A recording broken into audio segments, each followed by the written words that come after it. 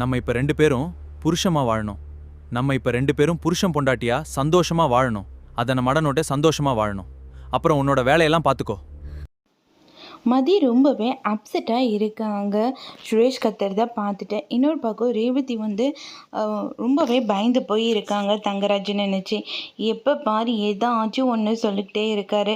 இவர்கிட்ட நம்ம எப்படி தான் சந்தோஷமாக இருக்கிறது அப்படின்னு ரொம்பவே ஃபீல் பண்ணி யோசிச்சுட்டு இருக்காங்க. அதுக்கப்புறம் தங்கராஜ் வந்து ரொம்பவே கோவமாக இருக்காங்க. இன்றைக்கி நீ தப்பிச்சிட்ட, இது எத்தனை நாளைக்கு நீ தப்பிக்க போகிறேன்னு பார்க்குறேன்.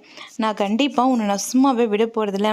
ரொம்பவே மாறிட்டேன். இந்த மாற்றத்துக்கும் எல்லாத்துக்கும் காரணம் அந்த மதி தானே.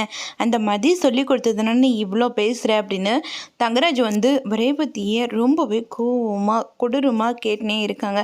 அதெல்லாம் கேட்ட உடனேயே மதிக்கு வந்து ரொம்பவே டென்ஷன் ஆகுது. என்ன நினச்சிட்டு இதெல்லாம் கேட்க கேட்க மதியை பற்றி சொல்ல ரேவதிக்கு ரொம்பவே கோவம் வர ஆரம்பிக்குது. எதுக்காக அவளை பற்றியெல்லாம் பேசுகிறீங்க? யாரும் எனக்கு சொல்லியெல்லாம் கொடுக்க கிடையாது. எங்கள் அம்மா கிட்ட என்னை பற்றி நீங்கள் தப்பாக சொன்னீங்கல்ல, அப்போ அதே மாதிரி என்னோடய வலி வேதனை என்னன்னு உங்களுக்கு தெரியணுன்றதுக்காக தான் எங்கள் அத்தைக்கிட்ட வந்து எல்லாத்தையும் சொன்னேன் நான் அப்படின்றாங்க. இப்போ தான் சொன்னேன், பழி வாங்கலை நான் அப்படின்ட்டு சொன்னேன். ஆனால் பார்த்தீங்க பழி வாங்கினதானே என்ன அப்படின்றாங்க.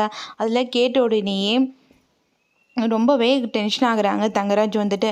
இல்லை நான் பழி வாங்கணும்னு நல்லா சொல்லலை, என்னோடய ஃபீலிங்ஸ் புரிஞ்சுக்கணுவீங்க அப்படின்றது தான் சொன்னேன், அவ்வளோதான் அப்படின்னு சொல்லிட்டு ரேவதி வந்து சொல்கிறாங்க. அதுக்கப்புறம் ரொம்பவே டென்ஷனாகவே இருக்காங்க தங்கராஜ் வந்துட்டு. இதே மாதிரி நான் உன்னை விட்டுடுறோன்னு மட்டும் நினைக்காத. நாளைக்கு பசங்கள்லாம் ஸ்கூலுக்கு போகட்டும், அப்புறமா உன்னை தனியாக கவனிச்சிக்கிறேன் அப்படின்னு சொல்லிட்டு ரொம்பவே கோவமாக அங்கேருந்து கிளம்புறாங்க தங்கராஜ். இதோட இந்த ப்ரோமோ முடியுது.